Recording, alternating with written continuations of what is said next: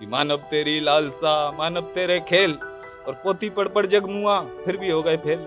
पास कहीं नहीं है, स्वभाव में फेल, व्यवहार में फेल, पारिवारिक जीवन में फेल, नौकरी रोजगार में फेल, कर्म में फेल और धर्म में फेल। न कारण पर इनकी नजर है न परिणाम पर। बीमार पड़ जाते हैं, कारण जानने की कोशिश नहीं करते कि बीमार क्यों हुआ। पैसा है इनके पास, दवाइयां हैं, बस पहले जा रहे हैं। तकलीफ क्या थी आपको? किडनी में हल्का गड़बड़ी था। किडनी में कुछ गड़बड़ी थी। हाँ, अच्छा, उसके बाद हार्ट का भी था। अफगानिस्तान काबुल। अफगानिस्तान, हाँ। काबुल से यहाँ आए आप? हाँ। तो यहाँ कैसे आ गए आप? यहाँ तो मैं 86 में। क्यों आए यहाँ पे? अध्ययन करता हूँ मैं अपना, अध्ययन साधु करते संत आदमी हूँ, आध्यात्मिक इंसान। आध्यात्मिक इंसान। मैं अध्ययन करता हूँ मनुष्य के स्वभाव का, मनुष्य के दुखों का, कर्म का, फल का। तो इतना पैसा लग रहा था, हमारे पास इतना पैसा नहीं था। मेरा घर वाले मेरे साथ जो किया है वो आप लोग जानेंगे तो। एक हंसते खेलते परिवार से किसी एक सदस्य का अचानक गायब हो जाना। आज हम बात बुजुर्गों की करने वाले हैं। यहाँ हमें कुछ अतरंगी किस्से मिल सकते हैं। हम उनकी कहानी जानने आए हैं कि उन्होंने अपने ज़िंदगी में क्या कुछ भोगा है, उन पर क्या कुछ बीता है, उनके घर वाले कैसे उनसे बर्ताव करते हैं, ये समाज, हमारी सोसाइटी कैसे उनके साथ बिहेव करती है। हम ये भी उनसे पूछेंगे उन्होंने अपने ज़िंदगी में अब तक क्या कुछ एक्सपीरियंस किया है।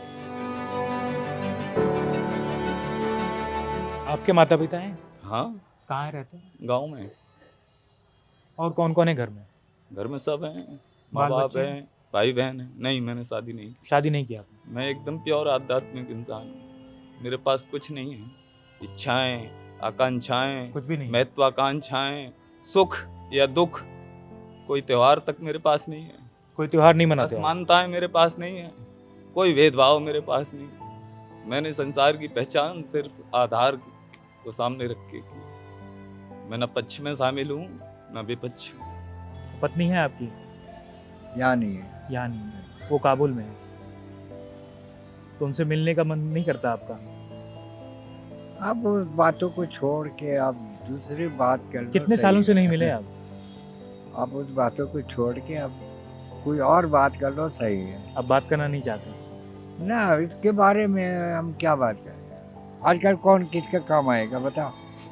सो वही खालिक रब, और ना बीवी ना बच्चा कोई ना काम भाई नहीं। ना कोई काम नहीं आएगा। तो फिर यहाँ आपकी फैमिली वाले कहाँ हैं? फैमिली वाले तो नहीं है सर। मेरा माँ बाप एक्सपायर कर चुका है। हाँ। और मेरा बड़ा भाई जो है वो मेरा एनिमी बन चुका है। एनिमी बन चुका है? हाँ। क्यों? वो विकृत मस्तिष्क है, आप समझ सकते हैं। साइकोलॉजिकली मनुष्यत्व में जो, जिसको बंगाली में हिंदी में क्या कहते हैं पता नहीं है। यानी आपके बड़े भाई आपको मेंटली डिस्टर्ब कहते हैं?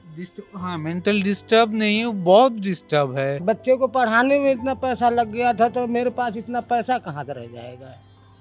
बच्चे हमारे यहाँ पढ़े लिखे हुए।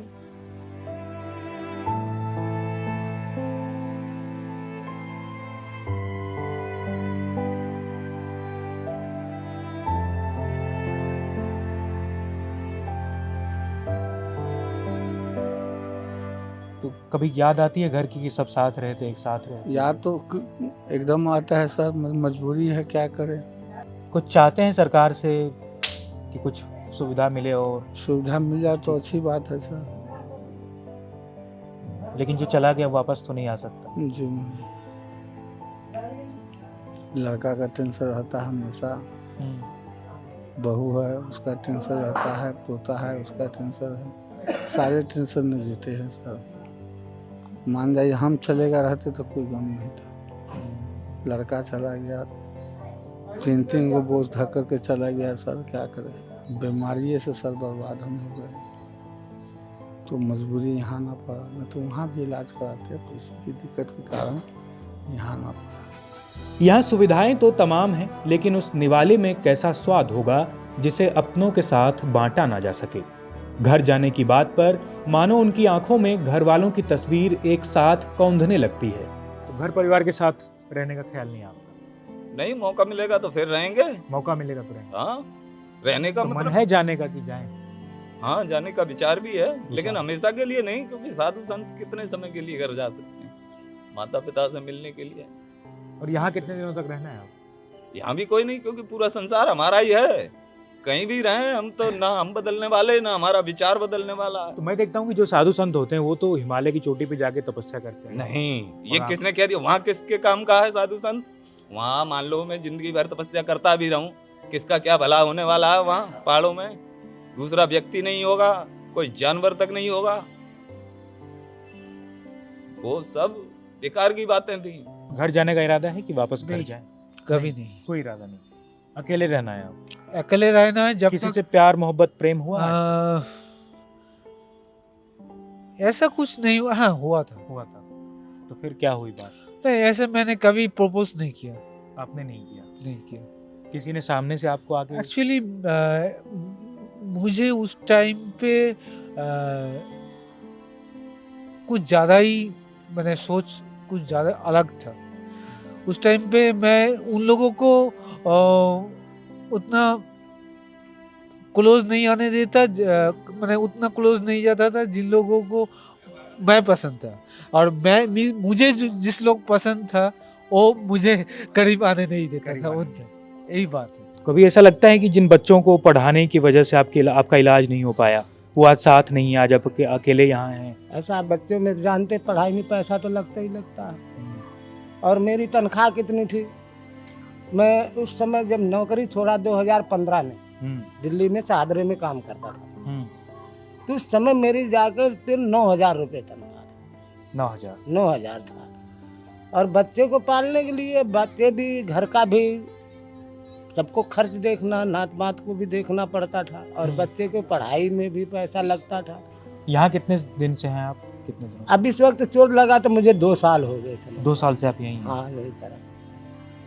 और ये कब तक ठीक होने की संभावना है? अभी देखो जी, ये 1 महीना हुआ है, ये दोबारा लगा। ये शिकंजा एक बार और लग चुका था, अच्छा। यहीं पर लगा, हाँ, तो ऊपर से हड्डी काट दिया था। अच्छा, ऊपर से हड्डी कटा हुआ है हाँ, आपका? हड्डी कटा हुआ, तो वो ज्वाइंट जब हुआ तो नीचे जो हड्डी ऐसे हो गई थी।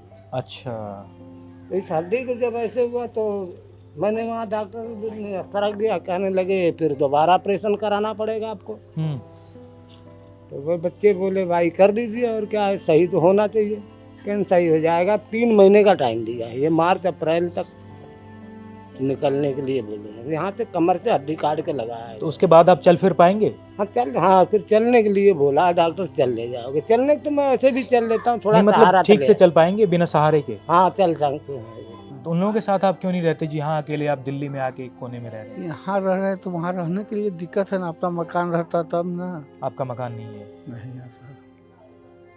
मेरा 32 साल का एक लड़का डेट कर गया, उसको अच्छा, 32 साल का एक बेटा आपका? हाँ, अच्छा। वो भी डेट कर गया। बहुत पैसा उसने खर्चा हुआ, प्रॉपर्टी भी कुछ तो बिका। वो क्यों चले गए आपका लड़का? उनका किडनी का गड़बड़ी था। अच्छा, उनको भी किडनी की समस्या थी? 32 साल का था सर। उनको 2 लड़का है, बहू है। अच्छा, 2 पोते भी हैं आपके? 2 पोते हैं। तो उनकी पढ़ाई लिखाई कैसी हो रही है? सब हो रहा है, घर से हो रहा है तो उनका खर्चा कौन उठाता है? सब। हम लड़के लोग 2 है ना, और अच्छा। वही लोग। और आपके कितने बेटे हैं? 3 बेटे हैं। 3 बेटे हैं, जिनमें 2 जिंदा हैं, एक चले गए। एक चले गए, सबसे बड़ा वाला चले गए। आपकी पत्नी भी हैं? पत्नी थे, वो डेट करके आगे साल इसी दिसंबर में 12 तारीख। अच्छा, इसी साल चले गए। उनको कैंसर था। अच्छा, उनको कैंसर था। अतरंगी किरदारों के बीच हमें मिले उमेश चंद्र एक साधारण इंसान। अगर इनके नाम में एक साधारण इंसान ना लगाएं तो इनका मन उतर जाता है। पहनावे पर गौर करें तो जैसा नाम वैसा ही भेष, और बातें तो दुनिया जहां की ऐसी करते हैं कि बस सुनते ही रह जाएं। तो अध्ययन करते हैं तो कुछ लिखते भी हैं या ऐसे? हाँ, पूरे ब्रह्मांड का हालचाल लिख रखा है मैंने। लिख रखा है? कहाँ पे कुछ दिखाएं? यहीं मौजूद है।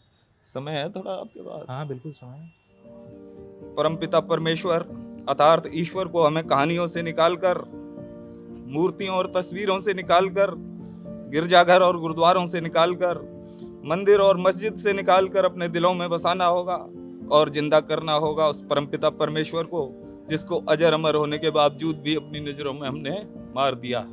मंदिर मस्जिद नहीं मानते? इनका क्या करना है हमें? ईश्वर से है हमारा संबंध, या मंदिर मस्जिदों में इनमें झगड़ों में फंसता बनूं, प्रोपेगेंडो का शिकार हो जाऊं, ब्रेन वॉश कर दूं? जो सत्य ज्ञान ईश्वर ने दिया मैं उसी को गुरु मानता हूँ। ज्ञान भी उसी का है। तो ये इसको मैंने छिपा के बैग में रख दिया। मैं समझ गया ये सब बातें मेरे ही काम की हैं। छिपा के रख क्योंकि दिया। हाँ, छिपा के नहीं, मतलब मैं हाँ, समझ गया मतलब- कि ये इनके हाँ। किसी के, क्योंकि इनको शराब चाहिए, भ्रम चाहिए। इनके पास लाखों करोड़ों कंप्यूटर सिखाने वाले टीचर तो हैं, लेकिन इन्हें भ्रम से बचाने वाला, दुखों से बचाने वाला, नाकामयाबियों से बचाने वाला, इनको भ्रम को तोड़ने वाला कोई सदगुरु नहीं है। कहाँ से लाएंगे? अच्छा एक बात बताइए, यहाँ जो आप रहते हैं तो यहाँ कितने लोगों का उद्धार किया आपने, कितने लोगों को ज्ञान की प्राप्ति करवा दिया? ज्ञान तो मैं सबको ही देता हूँ। सबको देते हैं तो कुछ ज्ञान फायदा देना- हुआ इन लोगों को? नहीं, किसी को कुछ किसी को कोई फायदा नहीं। क्यों? क्योंकि तो फायदा फिर समझे नहीं। फायदा वही चीजें कर सकती हैं जो ग्रहण कर ली जाएं। अगर हम दवाई भी ग्रहण नहीं करते हैं तो दवाइयों के भंडार व्यर्थ हैं हमारे लिए। डॉक्टर लिख लिख के देता रहेगा और मेडिकल वाला भर भर के देता रहेगा। ग्रहण नहीं किया, भोजन ग्रहण नहीं करो, पावर आएगी, ताकत आएगी शरीर में, नहीं आएगी।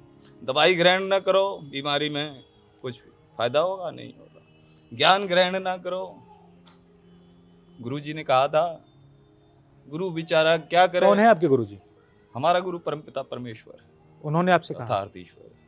ईश्वर ने कहा आपसे? सब वही कहते हैं। ईश्वर से क्योंकि- बातचीत हाँ, होती है आपकी? ईश्वर से ही तो सब कुछ ये सीखा है हमने। मनुष्य ने तो ब्रह्म में और डाल रखा था। तो कैसे बातचीत होती है आपकी ईश्वर से? आध्यात्मिक वो है प्रक्रिया, मानसिक मानसिक? विश्वास। वो आते हैं आपसे मिलने? अब आप आप पहचान कैसे करेंगे कि ईश्वर आपसे मिलने आते हैं? मेरा सवाल ना सिर्फ आपसे बल्कि पूरे संसार से। ईश्वर अगर आपको मिल जाए तो आप कैसे यकीन करेंगे कि ईश्वर ही है? क्योंकि ईश्वर को आपने कभी पहले देखा नहीं। ना रंग जानते, ना आकार जानते, ना प्रकार, ना स्वरूप, कुछ नहीं जानते। कैसे आप ये विश्वास कर पाएंगे कि मैं ईश्वर से मिला भी हूँ कि नहीं मिला, या जीवन में कितने बार मिला? मुझे तो ऐसा विश्वास है कि मैं हरे बड़े पेड़ को भी देखता हूँ तो मुझे ऐसा लगता है कि मैंने ईश्वर को देखा है। किसी पक्षी को चहचहाते हुए दाना चुंगते देखता हूँ तो मुझे ऐसा लगता है कि ईश्वर यही है। आप आ गए मुझसे मिलने, मेरे मन में ऐसा विश्वास है कि आप भी ईश्वर का ही रूप हैं। ईश्वर के लिए मुझे कोई स्पेशल ठप्पा नहीं लगवाना, तो मैं चेतनाओं को जगाने की कोशिश करता हूँ। क्योंकि किताबों में चेतना नहीं जागी, किताबें भ्रम को नहीं तोड़ पाई। कहते हैं कि एक घर सिर्फ 4 दीवारें नहीं होता है। घर वो भी होता है जहाँ हमारी यादें रहती है, जहाँ अपने लोग रहते हैं। आज हम यहाँ ओल्ड एज होम में हैं। यहाँ इनके पास दवाइयाँ हैं, पानी की सुविधा है, बाथरूम की सुविधा है, खाने पीने की सुविधा है। लेकिन अगर किसी चीज़ की कमी है तो वो है अपने लोगों की कमी, क्योंकि यहाँ इनके अपने लोग नहीं हैं। बेटों को, बेटियों को, पत्नियों को याद तो करते हैं, लेकिन वो सिर्फ यादों में हैं, उनके साथ वो रह नहीं पाते हैं। कुछ ऐसे हैं कि वो कहते हैं कि समाज मुझे मानसिक रूप से बहिष्कृत कर दिया है, मुझे मेंटली डिस्टर्ब बुलाता है। वो सिर्फ यादों और लम्हों के सहारे अपनी ज़िंदगी काट रहा है। और ये दर्द, ये उनकी आँखों में हमें दिखा, ये उनकी आवाज़ों में दिखा।